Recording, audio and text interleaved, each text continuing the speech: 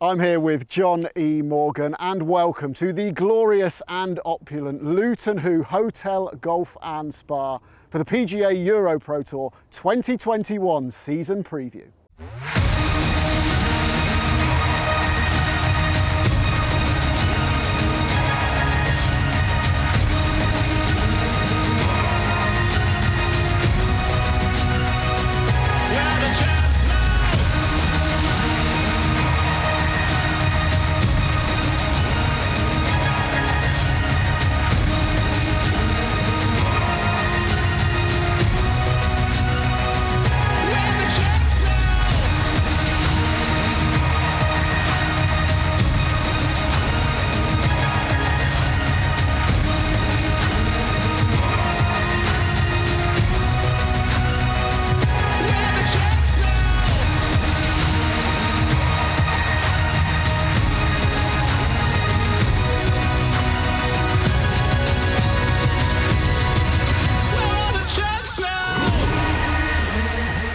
What an incredible schedule we've got lined up for you this season. 14 regular events followed by a tour championship with everything to play for.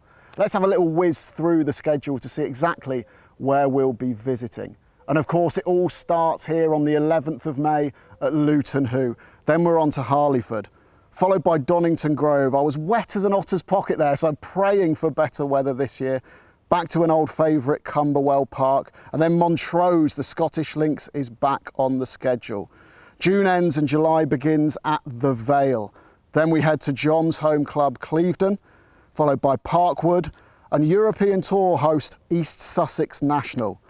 Mannings Heath kicks us off in August, and then we cross over to the Isle of Man for Castletown Golf Links. Clandeboye is our visit to Northern Ireland, the penultimate regular event down at Studley Wood, and we finish off the season at Leven Links. John, an absolutely brilliant schedule there. What stands out for you? Mate, too many to mention really. I want to say them all, but Clandeboye, Castletown over in the Isle of Man really sticks out.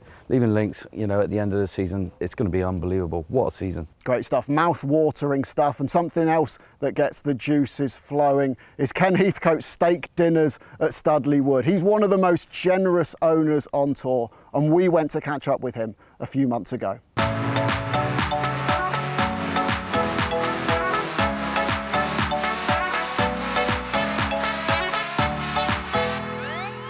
So where did your love of golf come from in the first place, and how did you come to owning such a place?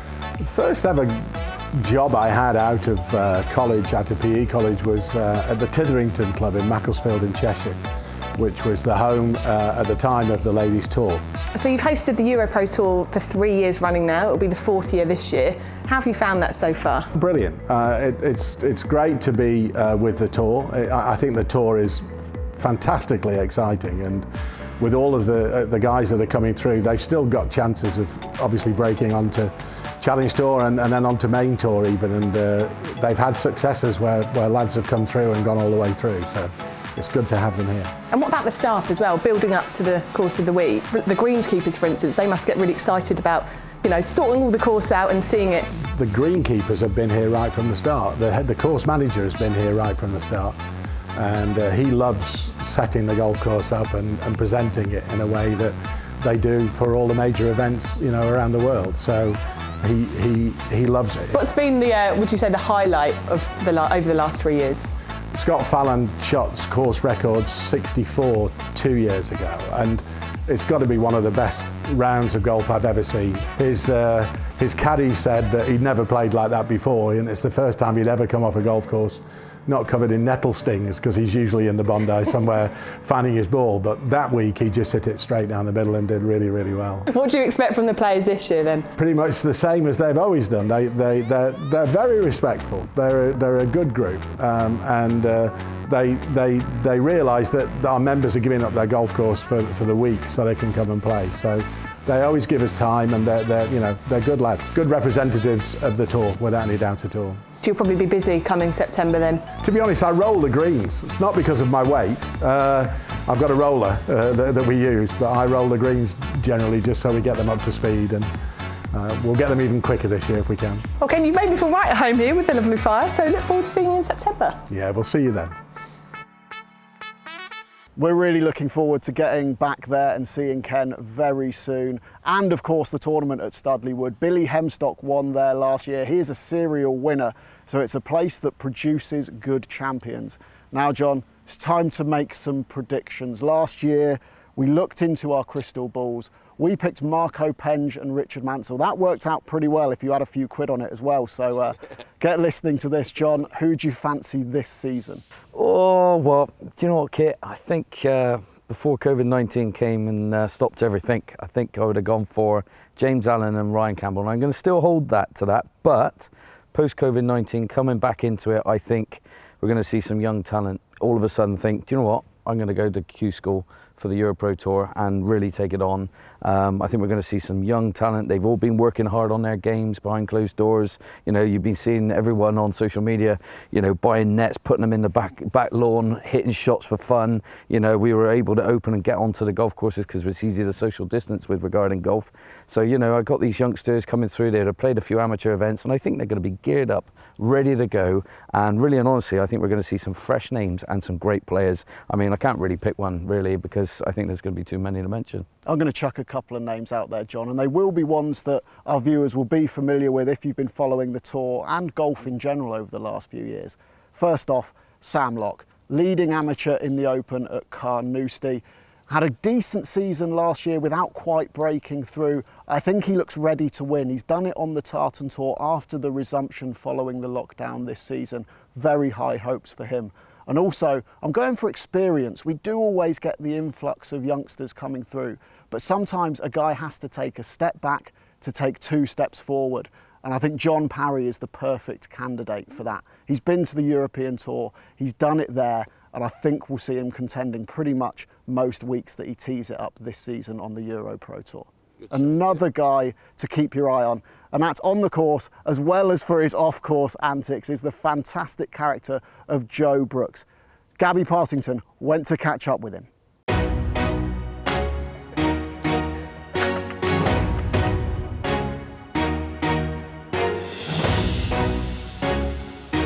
So I'm here with Joe Brooks. This isn't a real golf course behind us, as we can see, but I want to know, how did you first get into golf? I started when I was 3. I actually started left-handed because I'm left-handed, and then left-handed clubs got too expensive, so I had to change to right-handed. So yeah, played junior golf, and then here we are. I've got to say, he's taught me a few shots on the old, what do you call this? Simulator. And you've taught me I managed to hit it now, don't I? I missed it a few that is times. £25 if anyone's asking, so yeah. Expense that, should I? When did you decide as well that you were going to make a career of it, and it wasn't just, you know, a bit of fun? You thought, actually, I'm quite good at this game, I'm going to have a go of it. Yeah, I mean, probably early teens, I would have said. I felt like I was playing quite good, and I was at a good level back when I was sort of 13, 14. I then went over to America, and that kind of definitely gave me the confidence to turn pro and see where we're at.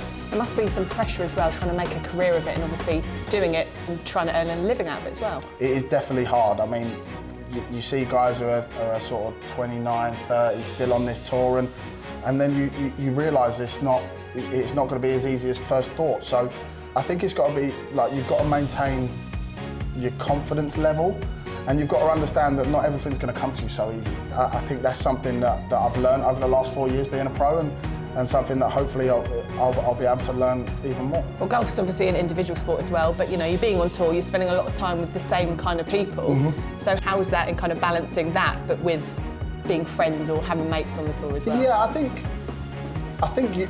again, it's something that you learn. Luckily, I've got a few guys who I room with every week pretty much, and when we're off the golf course, we're friends, and we're just the same age guys trying to do what we're trying to do. And when we're on the golf course, we want to rip each other's hearts out. That is sport at the end of the day. What would you want to achieve for this season? To be honest, there's only one goal, and that's to win the Order of Merit. Try and move yourself up to the Challenge Tour and become a better player over the year, and put myself in contention a lot more. Well, good luck.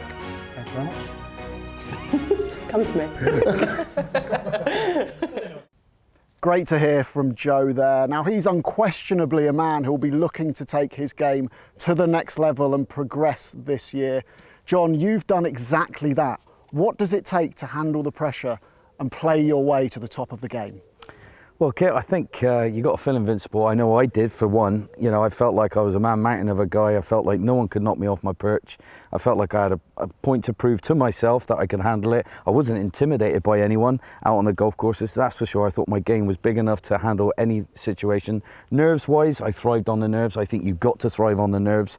You know, really and honestly, I stood on every tee box and felt invincible, like I said. I felt like I was kind of like the He-Man or the Iron Man of the game. I just felt like I was a man mountain and a guy. If you came to try and push me over or knock me off my perch, I wasn't going to budge. I was just going to stare you out and say, "You're having it, son," and that was it. And I was ready to go to the next level. Fantastic insights there, John. That's all we've got time for in part one, but go and make yourself a cup of tea and join us in just a few short minutes.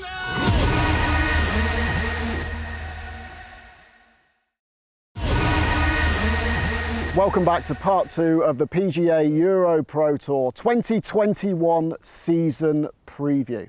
Now, the players have had a long time to wait, and one of those in particular who's urging to get back out there is George Mullins. I sort of started off from a young age playing all sports due to sort of the school I went to, Whitgift, sort of mainly playing football and golf. Football didn't work out, so carried on playing golf. Got introduced by my granddad, my dad. Family have been massive. Mum, dad, sister, all of them, they've been so important to me, and without them, there's no chance I would have been able to do it. So yeah, very grateful for that. That season, last year, was a lot of ups and downs. I mean, started off nicely, I was playing okay, didn't quite get the results I wanted to, and then end of August, I dislocated my elbow, quite a severe injury. So it wasn't the end of the season I wanted to, which was quite hard to take. I mean, fortunately, I hadn't had a major injury like this before, but I mean, it's horrible. I mean, speaking on behalf of any professional sportsman, it's such a mentally horrible place. Like, you're watching everyone out there playing and you're sitting on the sofa. It's tough, but I mean, hopefully this year we'll sort of go forwards with it and slowly get better and get back into the swing of things. Definitely a reality check. Sometimes it's needed, a little break from the game, and make you realise that actually this is what I want to do, and I need to put my work into it. So yeah, main goal is 100% just to be fit for the 13th of May. That's the first event. And then just go from there. I'm not going to put too much pressure on myself. Like, I will be back playing and take each event at a time and just do as well as I can, really. Let's hope George stays fit and healthy this season and he can have a really good run at those all-important 5 Challenge Tour cards. Of course, when 5 get promoted, there is a power vacuum, and there are always hungry amateurs and guys that didn't quite make it the previous season waiting to fill that up. John, a delayed season, loads of people chomping at the bit, increased prize funds, 12,500 for the winner. How's that going to affect the dynamic in 2021? Well, it's mind-blowing, Kit. I mean, really and honestly, our series that we're going to have, you know, for 2021 is going to be unbelievable. I mean, the courses are amazing. Hopefully the weather's all going to be on our side. I mean, power vacuum, like you said, of just influx of great talent. I mean, we've got 2 years rolled into one pretty much. And you're going to have these young kids dying to get out there now, you know, had a big long layoff and can't wait to play. But, you know, we're going to see some serious talent. And I think the standard of golf that we're going to see is unbelievable. I really do. I think we're in for an absolute treat, and I just can't wait. 5 spots ain't enough, unfortunately. You're absolutely right. There's always so much talent waiting to get up. And from new players to a new course, we spoke to KJ Ree at Parkwood Golf Club.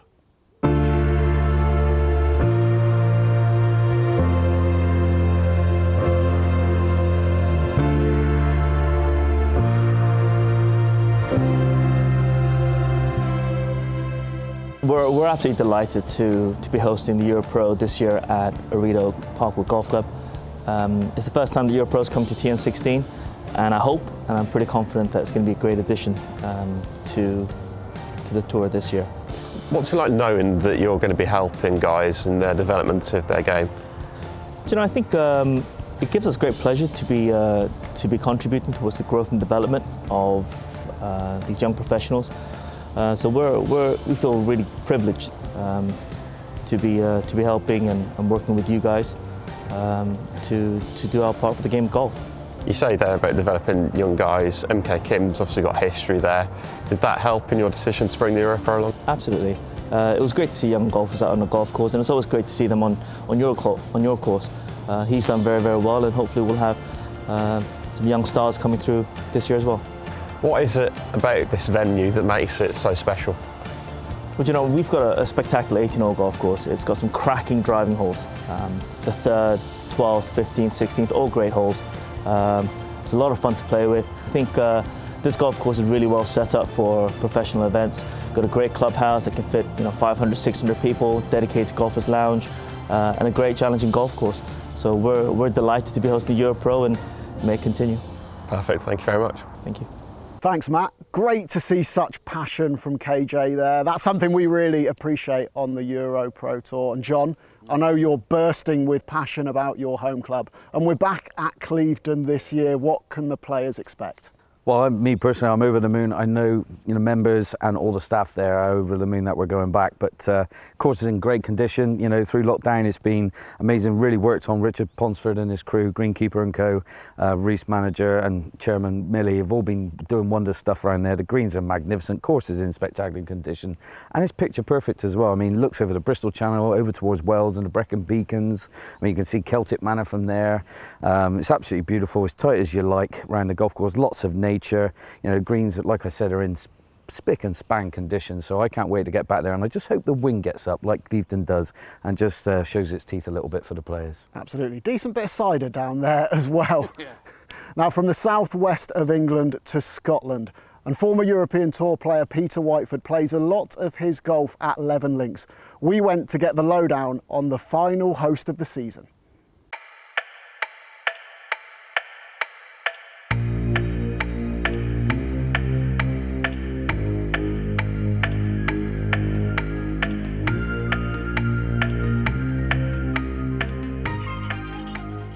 Leven is basically what I class as an old school golf course. It's an old school links, very traditional.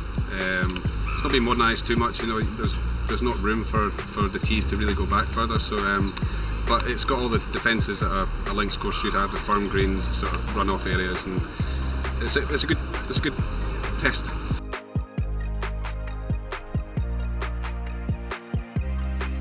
It'll be a different test for them, but a good test, because you don't often get to play links courses as a professional. They can go very aggressive around here, depending on the weather. It all depends on the weather. Same at any links course. Obviously, it's not always like this. Some people will say it always is in the East Coast, but no. It's if the wind blows, it's got its defence, and like any links course, if it doesn't blow, the guys can eat up a little. But there is some strategy out there. There's a few risk and reward holes that you can try and drive the green, or just lay up and play sensibly. The members are excited, I think. All the feedback I've had has been excellent. It's exciting times getting a professional event here, and they kind of want to see how the pros will deal with the course. We've not really changed anything. We've changed the 13th hole. We're making it a par 4 as opposed to a par 5. But we do host big amateur events, and the scoring can be low. Again, it all depends on the weather. So yeah, we'll see how the boys get on. I like the sort of run around 8, 9 and 10. They're tight, but you can actually make up a few birdies there, and at the same time you can drop shots. It's risk and reward around there, especially 10. You can drive the green pretty easily.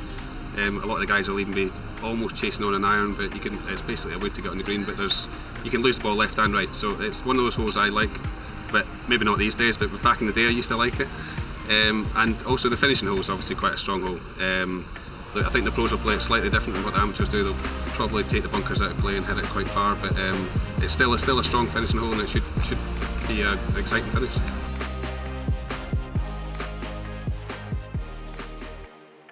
What an epic way that is going to be to finish the regular season. Now, they say good things come to those who wait.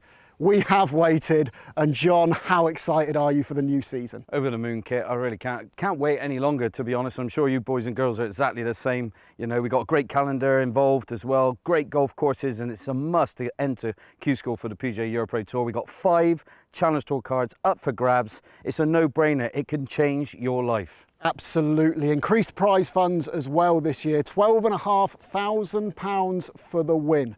Get yourself entered. September the 16th. That is the deadline for qualifying school entries. The Q School tournaments themselves, they tee off from late September. Play your way through, and you could be right here at Luton Hoo for the first event next season. Unfortunately, that's all the time we've got today, but thank you so much for joining us, and we can't wait to see you again next year.